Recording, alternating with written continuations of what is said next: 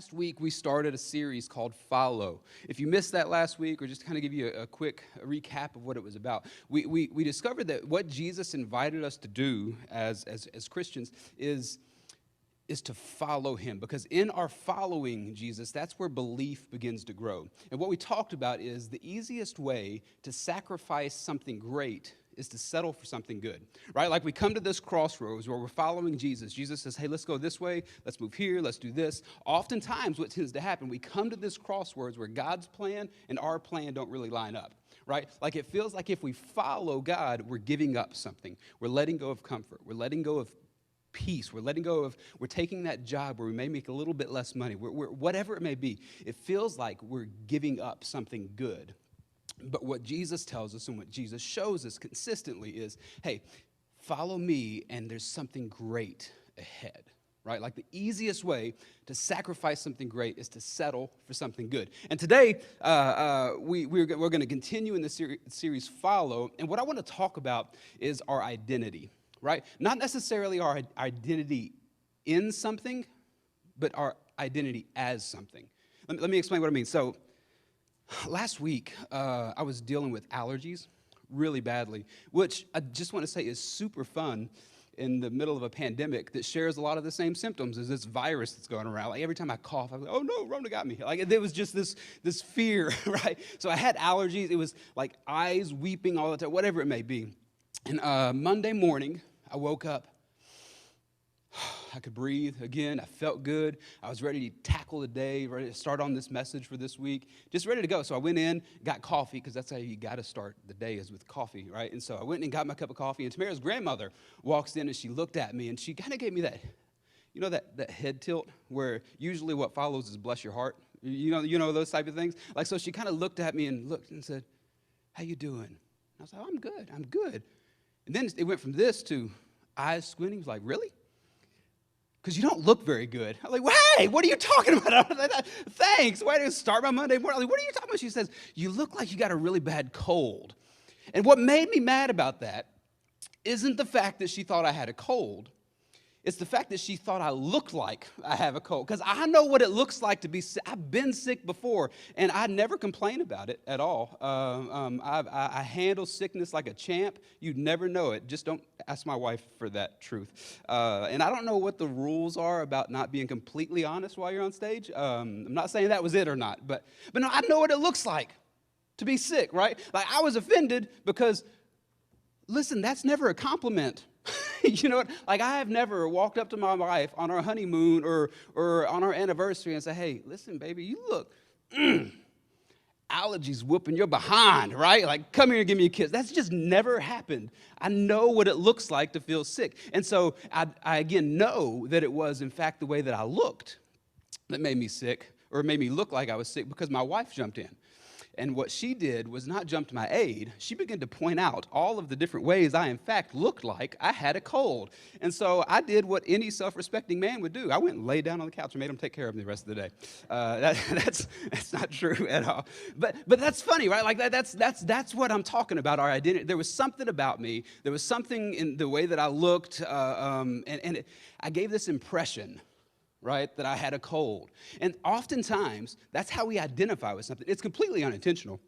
We don't mean to at all. Like, a lot of times, the way we present ourselves is not really thought about. It's just not something we consider. But then, there's the times, right, that are completely thought out, right? Like, if somebody in the middle of football season walked in through the doors, right, wearing this crimson red with the A on it, and instead of saying amen when the preacher said something good, they said, roll Tide. Like, why? I don't know why. Why is that? Every time an Alabama fan says something about something good, it's roll Tide, right? Like, hey, checking out, getting some bread or something like that, right? It'll be $2.25, so roll Tide. I don't.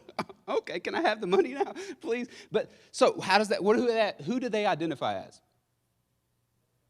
That's not a trick question. Alabama fan, right? If somebody came in here in the middle of football season wearing orange and blue and doing their arms like this.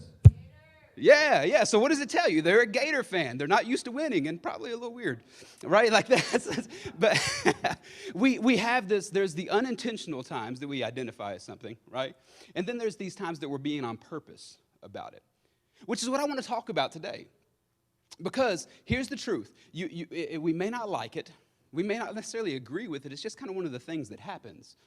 Whenever someone has an encounter with you, they leave thinking something about you. Anytime that you meet someone, anytime you have a conversation with someone, anytime that we're around someone and we're hanging out with them, we're doing whatever, they leave and there's words that come to mind.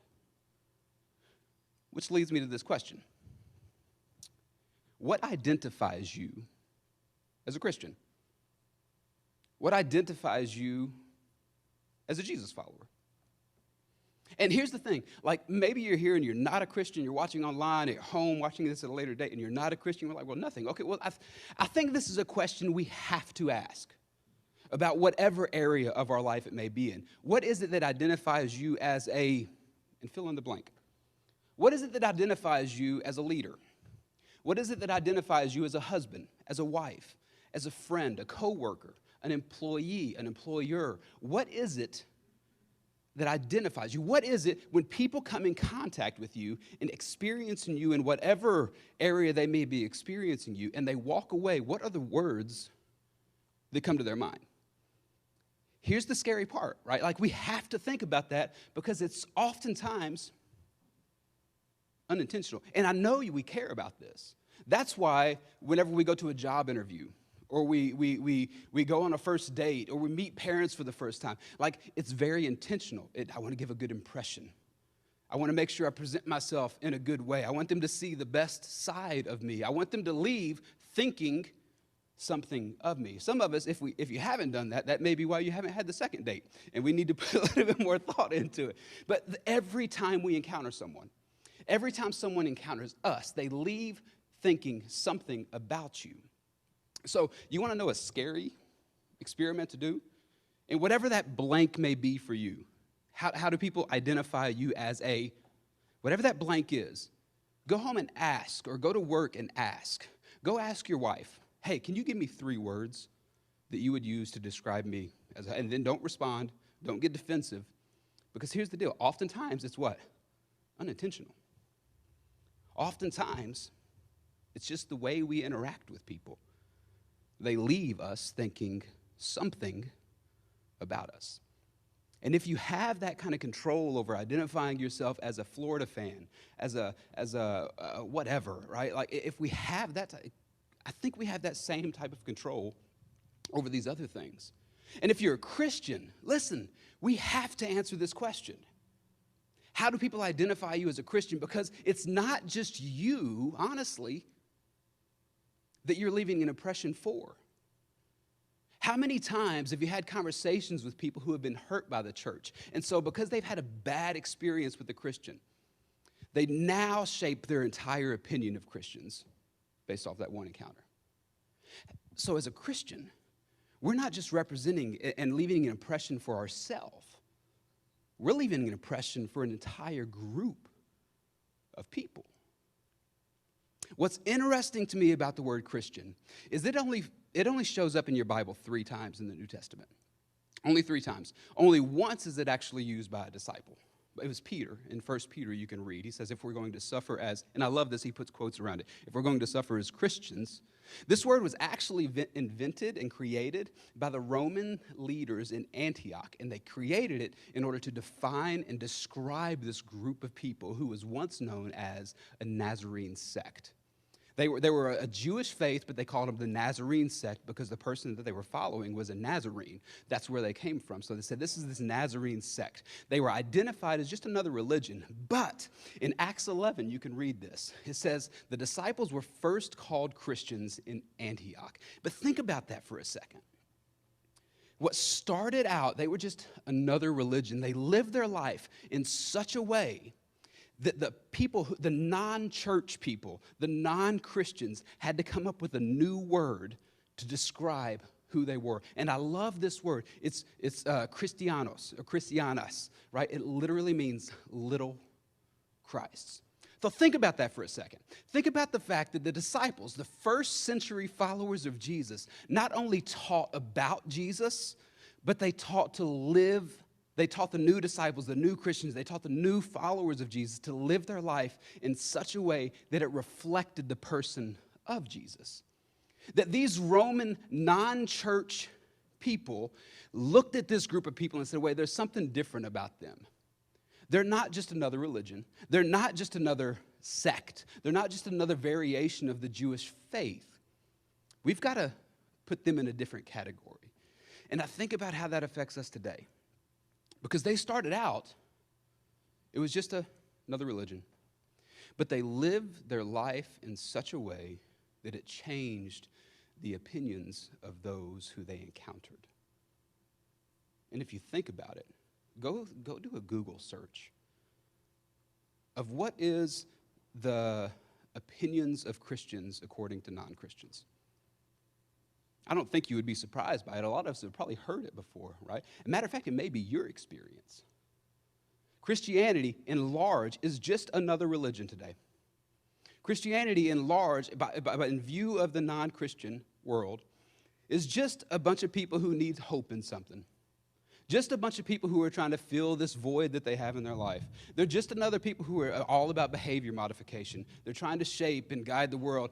They're hypocrites. They are people who are really known for standing against something and not knowing what they're standing for. Like, this is the opinion of the world today. And I have to think that if we saw that change happen once before, simply because of the way they lived their life, we can see it again. But it starts with you and me and you at home, the people that you encounter. We have to ask this question: how am I identified as a Christian? Is it Sunday school in the morning? Is it I can quote a bunch of Bible verses? Is it, you know what, I go to church every Sunday? Or maybe, hey, I go to church on Easter and Christmas. Or, hey, you know what, I grew up in a Christian household. That's like, what is it that identifies you? Because oftentimes the things that we're looking at right now, none of those are going to make a bit of a difference to a non-Christian. You know why? They don't see you on Sunday morning. They don't see you in Sunday school. They don't see you in your quiet time at home. If they do, they're stalking you and you need to call someone, right? Like, they don't see you in these moments. They didn't see the early first century Christians, followers of Jesus, in those moments either. There has to be something else. What identifies you as a Christian? So I'm gonna spend the rest of the time. That's gonna be our talk. That's the direction. What I believe Jesus teaches us about that. How we are to be identified. What is it that recognizes us to Him, right? But here's the thing. If you're not a Christian, maybe you should ask yourself this question: what is it that identifies me as a blank? Because the thing that is unavoidable when you come in contact with people in that area, words come to mind. And I think you have more control over those words than we think we do, or maybe that we think about. And so ask 3 people, hey, give me 3 words. What describes me as a boss? Like, give me 3 words that would describe me as a spouse. Give me 3 words that describes me as a friend. And don't get offended, because they think these things, honestly, a lot of times because of us, intentional or unintentional. I think it's a good question to ask, right? But for the rest of the time, we're talking about as a Christian. How should we be identified as a Christian? And Jesus has this conversation with his disciples. It's toward the end of his ministry, right? Actually, toward the end of his life on earth. He is 3 years. His disciples have been following him. They've been going everywhere he goes. They've been doing everything he does, and he's been teaching them little by little by little. And then at the very end of his life, just before he was arrested and killed, he pulls his disciples into a room, all of his apostles, and he gathers them in this room, kind of huddles them around, and he says this. Would you put the verse up there for me? It should be John. Here's what he says, right? This is Jesus. He's looking at his disciples. It's kind of his farewell speech. This is what he says to them. Children, I am with you only a little while longer. You will look for me, and just as I told the Jews, where I am going, you cannot come. So now I tell you. Here's what Jesus just said in that moment, right? He said, hey, things are about to change, right? And we've got to dial into this, because in this moment, every excuse we have as us today, Jesus pulled us into the text in a way that we typically don't read. Because what he said to the disciples is, hey, things are about to change. The way you are going to follow me is going to be different. Just a little while longer, I'm going to be with you. But before too long, you're going to be following me when you can't really see me. Look, things are going to be different. I know you have literally been following in the dust of my footsteps, right? But you're not going to be able to do that anymore. You're going to be hearing me, not like me and you are talking right now. You're going to be hearing me, and you're going to be getting my guidance, and my correction to you is about to completely change, which is exactly how it is for us. That's what Jesus is telling his disciples. Hey, listen, it's going to look a little bit different. You can still follow me. You are still mine. It's going to be different. You won't be able to see me the same way that you see me now. You won't be able to talk and touch me the same way that you do now. It's going to look different. And then this is what he tells them. He says, so I give you a new command. And the new, like the disciples are used to that. They're used to commands. He says, love one another. And here's the thing. His disciples would have looked at him in that moment and said, well, that's not new. That's not the new part. The new part is what he says after that. Just as I have loved you, you must love one another. Here's the risk we run with this verse, right? For us, if you've been around church very long at all, like you knew what was coming before it ever showed up on the screen. We have heard this so much that honestly, I think we're a little bit maybe desensitized is the right word. We hear this and we're like, oh yeah, it's not new to us. But immediately in that moment, when Jesus looked at his disciples and said, I give you a new command. We're going to come back to that in a second. That's important. But he said, love as I have loved you. The last 3 years of what they've been watching had to have flashed before their mind. The last 3 years of Jesus loving people in a way that wasn't socially normal. Jesus crossing these social bounds and these racial bounds and he lived this life in a way. He loved people in such a way that people who were nothing like Jesus actually wanted to be around Jesus. Like so the thought of the Samaritan woman had to pop through their mind. You remember how shocked the disciples were when they saw Jesus talking to this lady? That had to come to their mind.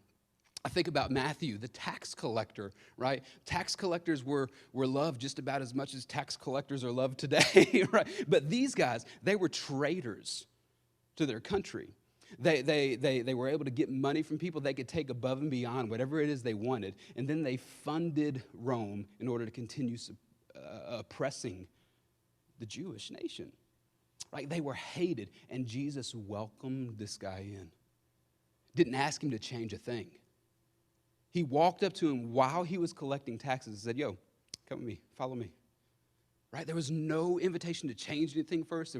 That's the type of love that these guys, it would have shocked them because they're thinking, wait, that's impossible. Like there is no way I can do that. And Jesus says, no. You need to love people the way that you've seen me love people. Not just the way that you've seen me love people, but the way you've seen me love you. There's these moments in the scripture, these texts that we read and we just kind of gloss over it because we've heard it so much. But this was revolutionary. Not just because Jesus said, love the way that I love you, but the fact that he said new command. Because what the new command, I believe, ties into the very next part. Here's our verse, right? He says, by this love, by you loving people, not just the way that you feel like you can love people, not just loving people the way that it feels like okay or normal, but loving people the way that you've seen me loved you. By this, all people, not church people, all people will know that you are my disciples. By the way that you love people, people will know that you follow me. Hey, listen, it's going to be different. Peter, listen to me for a second, Peter. It's going to be different. You're not going to be able to follow me the same way. Matthew, dial in, my man. John, listen to me. It's going to be different. You're not going to be able to follow me the same way. Like right now, people know that you're my disciple because you're following right along with me, right? Like everywhere I go, you go, and they like you're holding up your signs and you got your shirt on. Like everybody knows you're my disciple because you see me standing right here. Listen, I want people to still know that you're my disciple. Here's how they're going to know. They're going to know simply by the way you love the world around you. And they lived in that. The first century disciples taught that in such a way that they went from just another religion. Oh, those Jewish people, they come up with these different variations of their faith all the time. It's just one of them things they do. Wait a second. They're a little bit different. They're doing something that's a little odd. Oh, love. I've heard that before. And they loved in such a way. Jesus said, that's how people are going to know. That's how people are going to know that you are mine. Hey, listen, we're about to enter a new season, a new place where you aren't going to be able to see me the same way. Do you want to still be able to follow me? Okay, love. Do you want to know what it means to follow me? Okay, love. And again, remember how I said a new command? That was big. Because, again, these guys were used to commands. In the Old Testament, the Mosaic Law had 613 commands given, right? Like these were God-ordained commands. This is what they structured their life around. In part, one of the reasons God gave his people commands throughout the Old Testament, right, is to identify them. It's not so he can see them as his, but so the world around would see him as his. One of the popular things that happened, God's word just popping up all over the place, right? Like that's why one of the reasons that the Big Ten, God says, have no other gods before me. He was drawing a separation between him and everything else that other people served. And God said, hey, if you are going to be mine, you are going to be separate. Not in terms of your humanity, but in terms of your values, in terms of who you are, the way that you structure and live your life. You're going to be different. So God gave these commands throughout the Old Testament to Moses to give to the Israel nation simply to draw a line saying, these are my people. And then Jesus said, hey, listen, all of those, the 613, whatever it is, okay, sure. I don't want you focusing on those. I'm giving you a single thing to focus on. A new command, not another command. A new command. You will be identified as my follower, as a servant of God, by this one singular focus. Love. See, every religion, we gravitate towards this measurable system so we can navigate growth. And it's usually by behavior modification.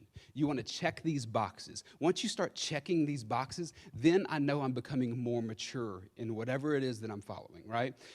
Every religion does that. The problem is, and what I think Jesus corrected in this moment, is those type of systems create hypocrisy, and they're avoidable. They create hypocrisy. Because any time that you're checking boxes, and the moment you get to a box that you can't really check, if you want to continue to grow, what do you have to do? I can't check this box, so I'm going to start looking at the unchecked boxes of other people. And now I'm comparing and saying, listen, I can show you that I'm more mature in my faith because look how many boxes they don't have checked. Look at how much they're doing wrong. Look at all these that I've got over here. Like it's a hypocritical type thing. And so what we tend to do in navigatable, measurable systems, like the Pharisees did, because it wasn't just the 613 that they had. They added all these other laws that would keep you from getting anywhere close to breaking God's law. And so you had God's laws, and then they had this other set of laws that was supposed to act like a fence. It was man-made laws. And Jesus, who did he rebuke more than anybody else? The Pharisees. In Matthew, I think it's 23, he says to his disciples in front of the Pharisees, he says, hey, don't do what these guys do.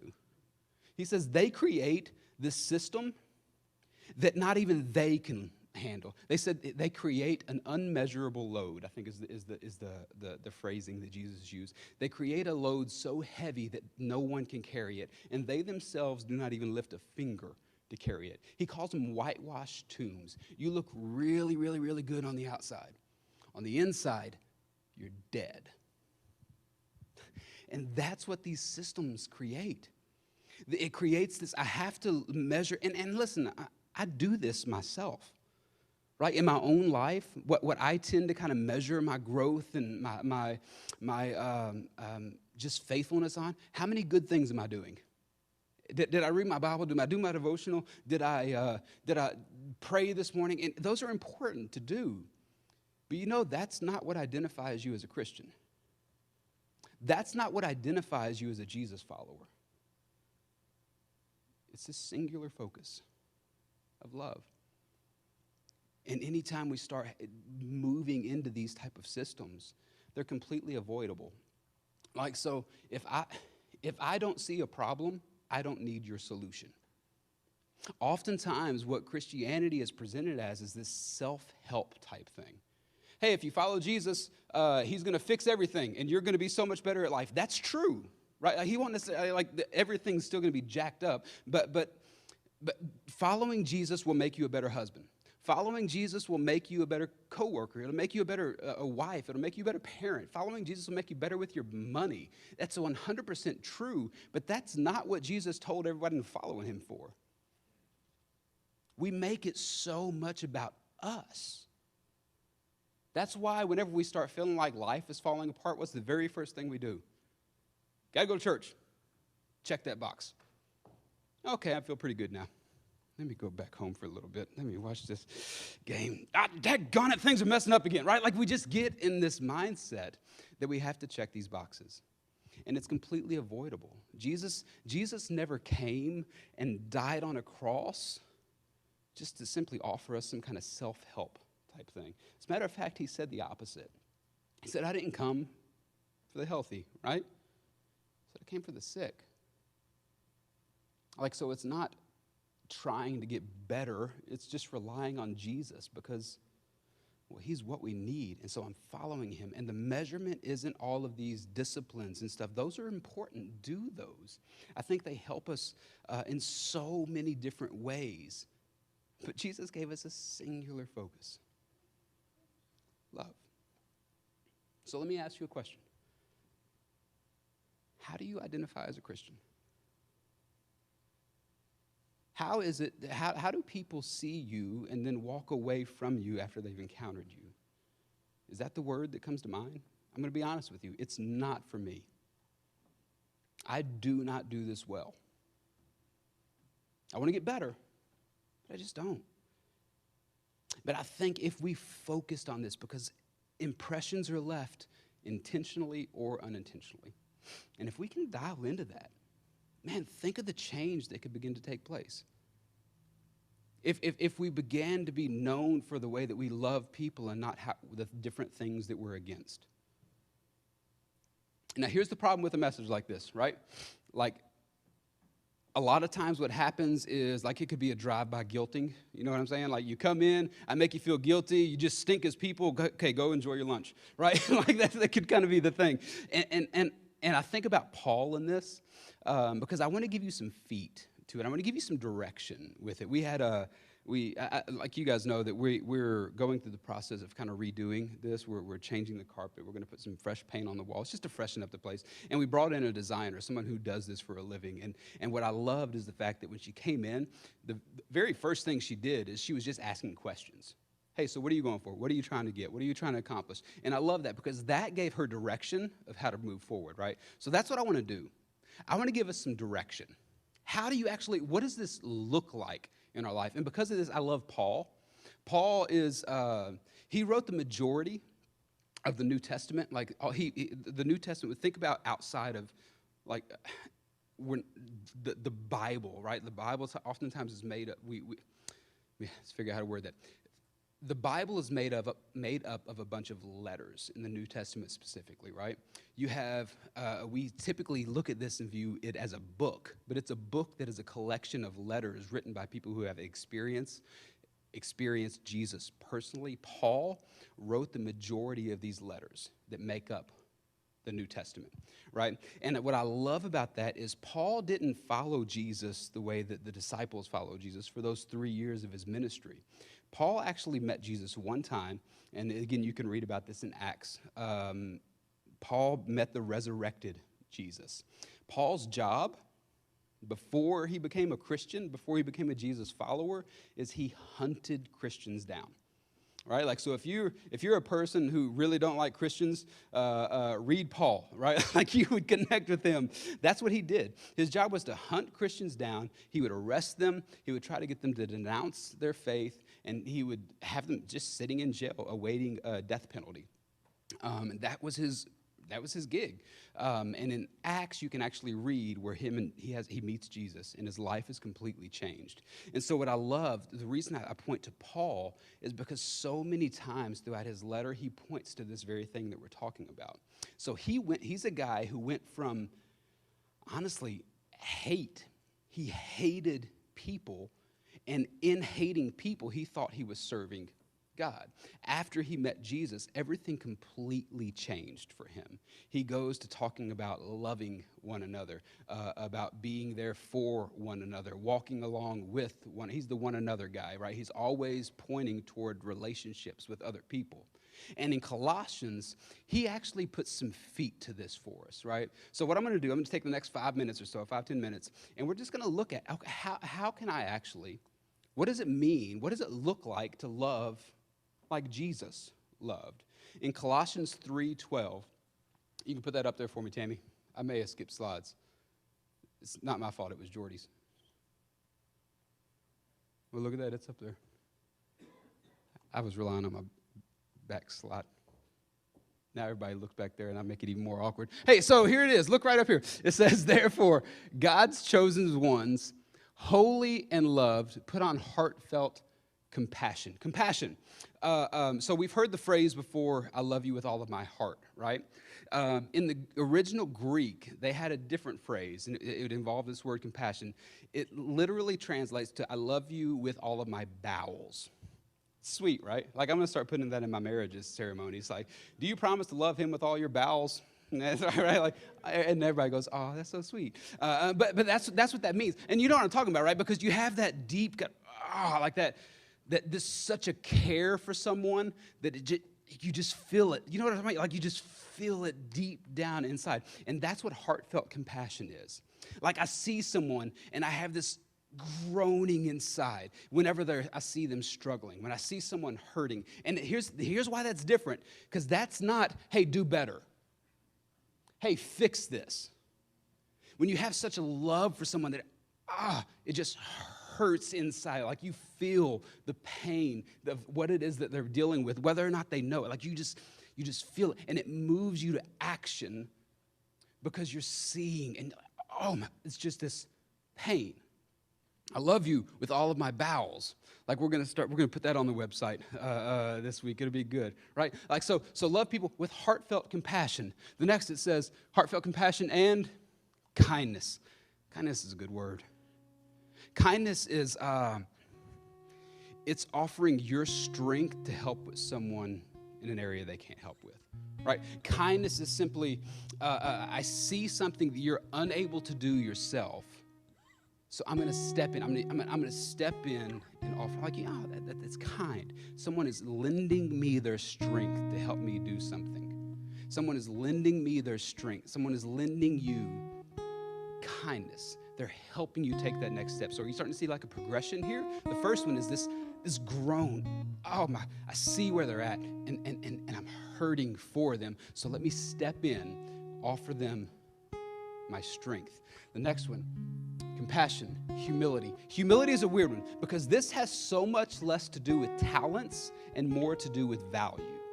When we think about the word humility, what we think about is I've got to be humble. So if I'm playing guitar really, really nicely, I can't. It's all God. It's all God. Don't not me at all. Stop doing that. Like you can simply say thank you. God gave you that gift. You can say thank you about it, right? That humility has so much less to do with your abilities, and it has more to do with value. It's valuing yourself accurately, and maybe not even valuing yourself accurately, but valuing other people accurately. And listen, if our world could get this right, or if we just understand what humility is, it squashes every excuse we have for racism, prejudice, racial inequality. It squashes it. Because what we understand as a Christian, as a follower of God, what you understand is you were made in the image of God. That's what makes you valuable. Not because you do something really good. Not because you add to this over here. What makes you valuable is the fact that you were created in the image of God, as was every other person in the world. Our value has to do with our Creator. And if we could see this as a people, we would stop looking at people, and the first thing we see is, okay, I'm going to gauge where you're at based off your color. And can we just say this real quick? Stop saying, I get the sentiment and the heart behind it. We have to stop saying, I don't see color. We have to stop saying, there's only one race, human race. Yes, that's true, but do you realize that God made that person in their color? God made people white. God made people black. God made people brown. God made this. Their value comes not from anything aside from the fact God created them.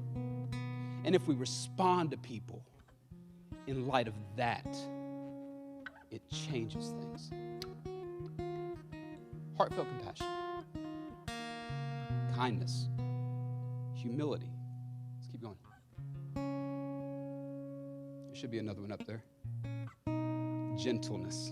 This is a good word too.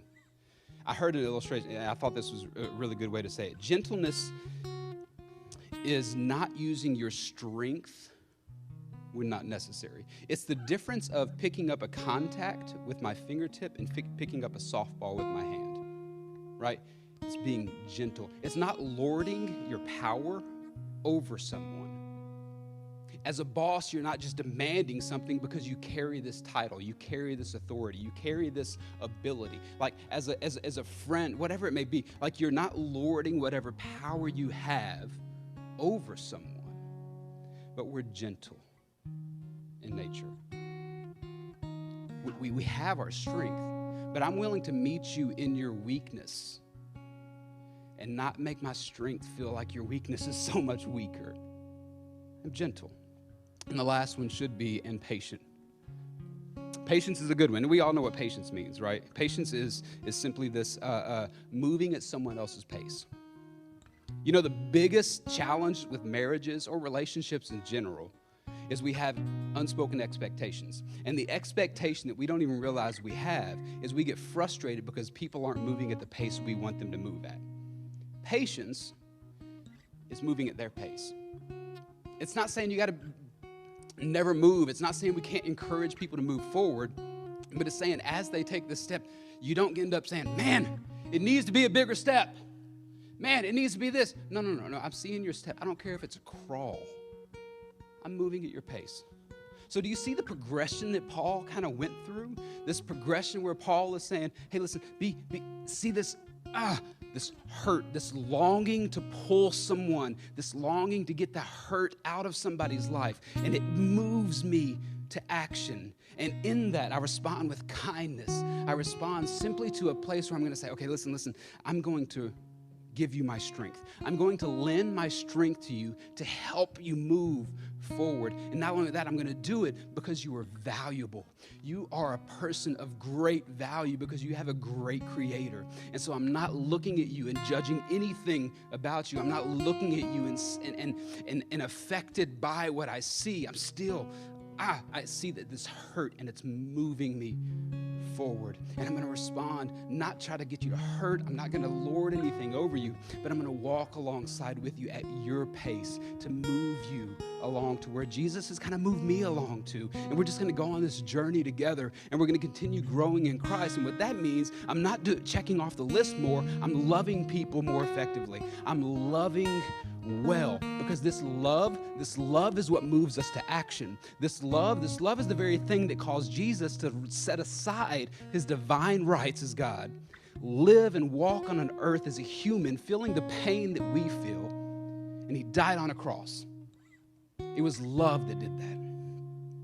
I imagine, man, if Jesus followers, if we could begin to do this one thing that Jesus said, hey, this is what's going to identify you as mine. And we ask ourselves in the morning, we wake up, say, okay, I love the words that Paul used. He says, put on. There's some other translations that says clothe yourself. I love that imagery, right? Like you get up and you get dressed in the morning, and you remember that intentional part, the person walking in with the gator hat or whatever it may be. Like we were very intentional about how we are being seen, how we are giving an impression of who we are identifying as. I love this imagery. As you get up in the morning, what I'm going to put on is compassion. What I'm going to put on is kindness. What I'm going to put on is patience. What I'm going to put on is humility. And what I'm going to put on is gentleness. Every single morning, like as you're getting in, you pick up your shirt. Okay, let's do this. And then you think for a second. Compassion, kindness, gentleness, humility, patience. That's me today. God, help me be all these things because it's not in me. Right? Like it's just not my nature to do these. And we're intentional. How are you identified? As a Christian, as a Jesus follower. And the very next thing that Paul says, I think is as I was kind of reading this, it felt like he was kind of just out of nowhere. But I believe he addresses the very thing that keeps us from doing this the most. Accepting one another and forgiving one another.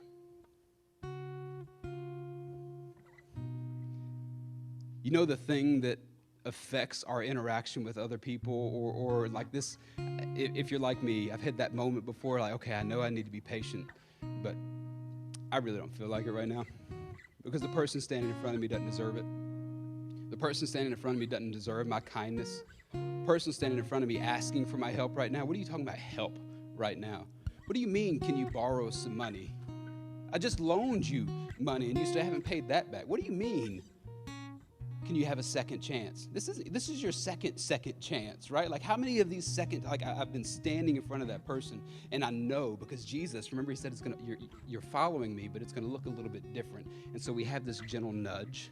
You know what I'm talking about? Have you felt that where you're moving in a certain direction? You're like, okay, I need to forgive them. I need to love them. I need to be kind to them. I need to be gentle. I really don't feel like it. That is the number one thing I believe that keeps us from doing it. Well, let me make it about me. That's the number one thing that keeps me from doing it. And I think that's just human nature. Forgiveness, this is why we have such a hard time with it. Because we think it frees the other person, but it doesn't. It frees us. When I choose to forgive someone, like we have to realize that if I choose not to forgive them, it has no effect on them whatsoever. They're going to continue living their life. They're going to continue doing what they want to do. They're going to continue acting how they want to act. Nothing is going to change. Oftentimes, they don't even know they've affected me. But when I choose to forgive someone, it changes the way I walk. It releases this hold that this bitterness has on me. Because now I'm able to completely and freely move in the very life that Jesus has called me to move in. Is there some bitterness towards someone that maybe you need to work out, that maybe you need to address? It doesn't mean what they've done is okay. It doesn't mean that what they've done needs to continue happening. But what it means is that you aren't going to allow another person to have that type of control over you in your life. I choose to follow Jesus. I choose to love. Why? He says it. If anyone has a complaint against one another, just as the Lord. You see how it comes full circle? What did Jesus say? Hey, love just as you've been loved. Forgive just as you've been forgiven. Why? Well, because that's what identifies you with me. Why, Matthew? Why do you need to love the way that? Because me loving you, Matthew, has been what's getting you to take that next step. Why, Peter, do you need to love the way that I've loved you? Because look at the growth and the change that has happened.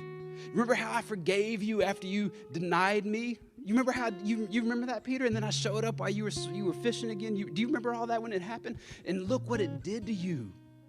Look how it changed your life. It wasn't the fact that I lorded something over you. It was the fact that I loved you. That love draws us, and that love changes things. So what do we always have that we can go back on? If we don't like the situation, if we don't like what we're seeing, what do we do? Well, I'm going to do the very thing that changed me. Love well. Whenever we ask ourselves, am I growing in my faith? Maybe we don't look at all these different check marks, but we ask ourselves this question: am I identified by my love? Or am I focusing more on, do I feel like I am shouting out that I'm a Republican and that's what makes me a Christian? I'm a Democrat, that's what makes me a Christian. I believe this, that's what makes me a Christian. I believe this, that's what makes me a Christian. Hey, look at me, look at what I'm against, that's what makes me a Christian. Jesus says, no. The way you love people, that's what it means to follow me. Like, do you realize we could take Jesus' words, and I could convince you that you need to vote toward the Democratic platform based off Jesus' words. I could take Jesus' words and show you why you need to vote on the Republican platform. I could take Jesus' words and show you why you don't need to vote at all. Jesus did not come for a political party. Why do we fight so hard for it? Why is our identity wrapped up in so many other things except for what Jesus says? Love people. Love people. That's what moves our world to change. Love people. Just as I love you. And when you mess up and you don't love well, just remember I love you. And we'll take that next step. Whatever it may look like. Love. What does it mean to follow Jesus? Well, it means that I'm going to take these steps, and then when God's will and my will seem like it's a crossroad, I'm going to let go of what I feel like may be the good to pursue something that's great, following Jesus. To taking the next step, measuring my growth, what am I going to look at? I'm going to look at if I'm loving people well. Am I going to love the people well who I don't feel like deserve my love? That's who I'm going to love. Let's pray together. God, thank you. Thank you so much just for your grace, for your goodness, Lord, for your kindness. Thank you for the example, Father, of your love. We thank you for preserving your word and your life through text written by guys who followed you, written by guys who have experienced you. And we thank you for keeping this word alive and active and it continuing to change and mold us into who we are. We thank you for that the words that you spoke weren't just relevant in the first century, but they're relevant today. And as we look around in our world, God, it is so clear that the world needs more of your love. And I think about Psalm 34, where David says, taste and see that the Lord is good. And then I think about what you said. The experience that the world is going to have is with your followers. And that what we hope, Lord, is that what they taste in their experience with us reflects the love that you have, not just for us, but for them. We need you and we trust you, God. And in Jesus' name.